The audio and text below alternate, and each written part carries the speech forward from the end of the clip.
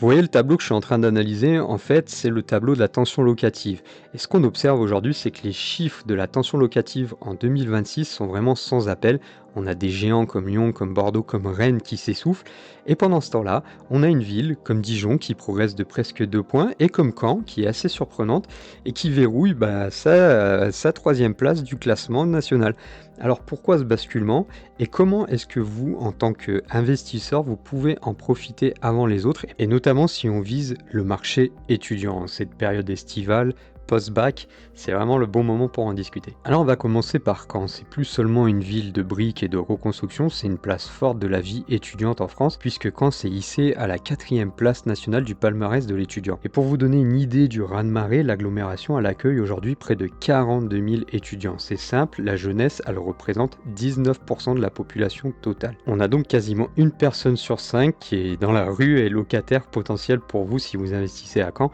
Et la croissance elle est phénoménale puisque le nombre d'étudiants a bondi de plus de 41% en 10 ans. Ça s'explique d'une part par la croissance des universités comme l'université de Caen-Normandie, l'EM Normandie et toutes ces écoles qui font le plein et qui diffusent une demande locative vraiment massive sur tous les campus de la ville. À l'autre bout de la carte, on a Dijon qui confirme son statut de carrefour académique majeur puisqu'elle est au 8e rang national. Dijon Métropole compte près de 39 000 habitants, 39 000 étudiants, soit environ 15% de sa population. La croissance, elle est beaucoup plus linéaire à Dijon puisqu'elle est à plus de 22% en 10 ans, ce qui offre une stabilité démographique qui est assez rassurante pour les investisseurs qui détestent le risque. Le gros point fort de Dijon, c'est son attractivité internationale, puisque plus de 3000 étudiants étrangers s'y installent chaque année, et ils sont attirés notamment par des écoles d'excellence comme le campus dijonnais de Sciences Po Paris, la Burgundy School of Business ou la Cité internationale de la gastronomie. Donc dans ces deux villes, on fait face à un phénomène mécanique. 80% de ces étudiants ne vivent plus chez leurs parents, ils doivent se loger tout de suite. Et pour les bailleurs, c'est vraiment le scénario idéal. C'est une vacance locative de quasiment zéro sur les petites surfaces. Alors on va rentrer dans le vif du sujet, la tension locative. La tension locative, c'est vraiment l'indicateur qui vous dit si vous allez galérer à trouver un locataire ou si votre téléphone va exploser 5 minutes après avoir déposé votre annonce en ligne. À Caen, le marché est dans un état de saturation structurelle vraiment complet. C'est simple, l'indice de tension locatif, il a fait un bond surréaliste, il est passé de 4,39 à 10,07. En gros, ce que ça veut dire, c'est que la tension locative, elle a plus que doublé. Il y a désormais 10 demandes d'étudiants pour un seul logement. Alors pourquoi un tel carnage? Tout simplement parce que le taux de couverture par les résidences étudiantes publiques et par le Crous n'est que de 17%. Ça signifie donc que plus de 80% des étudiants n'ont pas de place et sont donc obligés de se jeter sur le parc locatif privé. Donc chaque année, le Crous à Caen, il doit refuser beaucoup de monde et pour un propriétaire, la vacance locative technique n'existe plus du tout dans une ville comme Caen. À Dijon, la dynamique elle est plus stable, mais le resserrement il est aussi observable et il est présent. L'indice global il est de 3,09, ce qui reste confortable, mais ça cache quand même une vraie pénurie sur les grands appartements.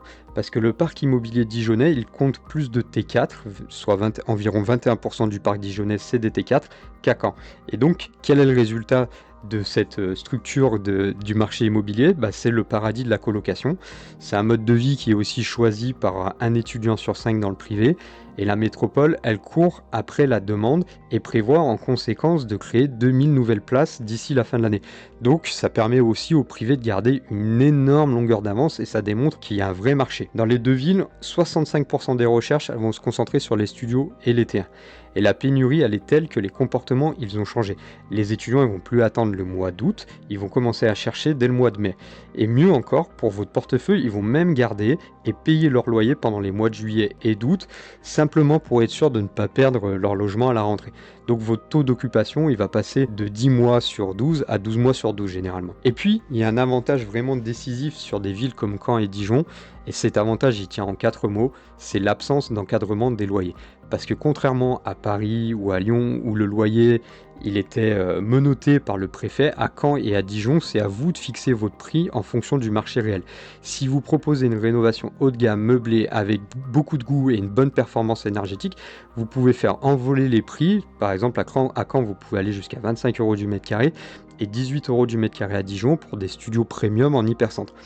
Alors, on va quand même regarder le ticket d'entrée pour chacune de ces villes. Évidemment, Dijon, c'est la ville la plus accessible puisque le prix moyen des appartements va tourner autour de 2650 € du mètre carré. pour une valeur locative moyenne très solide autour de 13,6 € du mètre carré. À Caen, c'est un peu plus cher, on est à 2 846 € du mètre carré à l'achat pour un loyer moyen de 12,2 € du mètre carré. Donc en termes de performance brute, Caen remporte d'une courte tête parce que les rendements moyens, ils vont aussi entre 4,5 et 6,5%. Mais sur les petites surfaces bien placées ou les colocations de type T4, T5, on peut aller chercher très facilement une rentabilité brute de 7 à 9%. À Dijon, la moyenne elle va se situer entre 4,5 et 5,5, mais certains secteurs stratégiques vont permettre de grimper à 7%, et les zones les plus populaires, qu'on ne vous conseille pas forcément, elles affichent des rendements qui sont théoriquement supérieurs à 10%. Mais comme je vous l'explique dans chacune de mes vidéos, évaluer la viabilité réelle d'un investissement seulement sur l'analyse du rendement brut, c'est insuffisant, et donc on va passer au calcul sur le rendement net, parce que le passage au rendement net exige notamment de déduire l'intégralité des charges non récupérables, comme les frais de gestion locative si vous confiez votre bien à une agence, l'assurance propriétaire non occupant, les charges de copropriété courantes, les provisions pour entretien décent, les taxes foncières, et tout ça, ça va vraiment impacter lourdement la performance économique du bien dans ces deux communes. Alors ce que je vous propose, c'est qu'on regarde ensemble pour chacune de ces villes quel serait le rendement net et le cash flow dégagé. Alors pour ce faire, je vous propose de partir sur deux scénarios identiques pour chacune des villes. Un premier scénario qui va concerner un investissement dans un studio meublé et un second scénario dans un investissement en vue de faire une colocation. Et pour chaque opération, on va partir sur un endettement de 20 ans avec un taux de 3,5%. Alors je vous invite maintenant sur ma calculatrice. Donc pour Caen, on part sur un studio de 20 mètres carrés qui est situé en hypercentre. Le financement, on est sur un prix d'acquisition de 63 000 € avec un apport personnel notaire plus travaux de 11 000 €.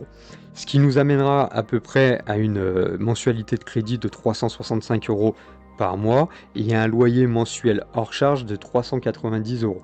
Les charges annuelles, si on prend la taxe foncière, les copropriétés, la gestion et les assurances, on va dire que c'est environ 1 350 € par mois, ce qui vous amènera mécaniquement vers un rendement net de 4,5%.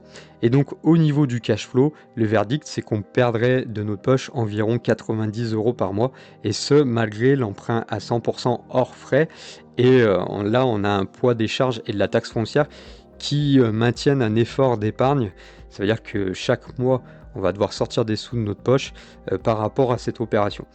Maintenant, on va passer sur une autre opération, on va passer sur une colocation, un T4 de 70 mètres carrés avec un emprunt donc, de 143 000 €. On va donc faire un apport personnel avec les frais de notaire plus les travaux d'environ 46 500 €.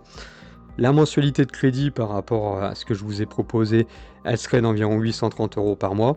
Et on aurait par contre là un loyer mensuel de 1 680 € par mois. Donc là on est vraiment dans un scénario ultra optimiste, je préfère vous le dire. Et des charges annuelles de copropriété de environ 4 000 € par mois. Le rendement net, il passe là à 6,90%. Et là, on a un vrai cash flow qui est extrêmement intéressant, qui pourrait aboutir à 518 € par mois.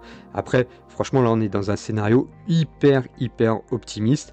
Mais ça montre qu'il y a peut-être quelque chose à faire dans de la colocation à Caen, puisqu'on aurait un excédent de trésorerie assez significatif grâce à l'injection des travaux et des frais en apport. On va donc basculer maintenant sur les scénarios pour Dijon. Dijon qui présente un profil investisseur, un profil plus favorable sur les petites surfaces en raison d'un ticket d'entrée inférieur combiné à une valeur locative moyenne un peu plus élevée qu'à Caen. Donc partons sur un studio dijonnais avec un emprunt de 70 400 €, donc ça c'est le prix de l'appartement, et un apport personnel de 20 600 €, ça comprend les frais de notaire et les éventuels travaux qu'on ferait de rafraîchissement. On tomberait sur une mensualité autour des 400 € pour un loyer mensuel de 490 € hors charge.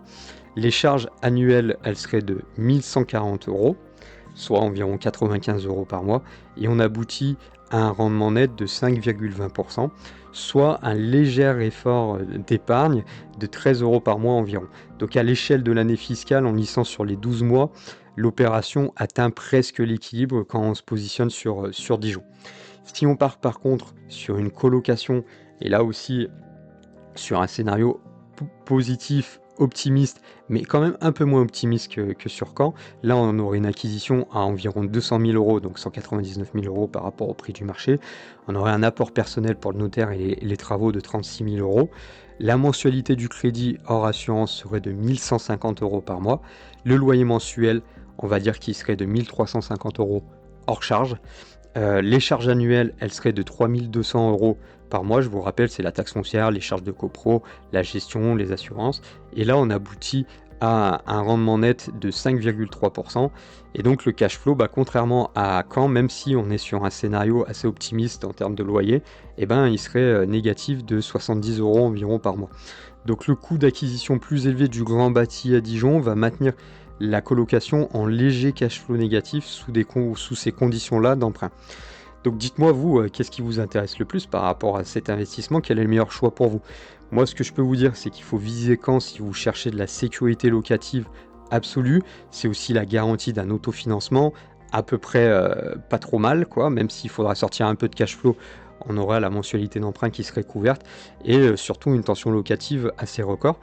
Et puis à Dijon, c'est plutôt de l'équilibre patrimonial parce qu'on a un ticket d'entrée qui est plus bas, on a des économies à l'achat, on a une ville qui est assez ultra diversifiée aussi par rapport à des secteurs d'activité, de santé, de tertiaire, ce qui va quand même sécuriser la valeur de votre bien à la revente. Voilà. Donc en résumé, si vous en avez assez de l'immobilier stérile avec des hyper métropoles comme Lyon, comme Bordeaux, qui vous surchargent de normes, qui vous surchargent d'encadrement, des villes comme Caen et Dijon, elles peuvent vous offrir en 2026 des opportunités assez intéressantes pour commencer, comme l'absence d'encadrement des loyers, une population étudiante qui est en croissance, on a des rendements qui protègent globalement votre pouvoir d'achat sans consommer l'intégralité de votre capacité d'emprunt. Donc voilà, si vous êtes arrivé au bout de cette vidéo, je vous remercie grandement. N'oubliez pas de liker la vidéo, de la partager si elle vous a plu, et puis abonnez-vous à la chaîne pour donner de la force et pour rater aucun de mes prochains zooms de terrain. Et on se dit à la semaine prochaine pour une nouvelle analyse. Allez, ciao!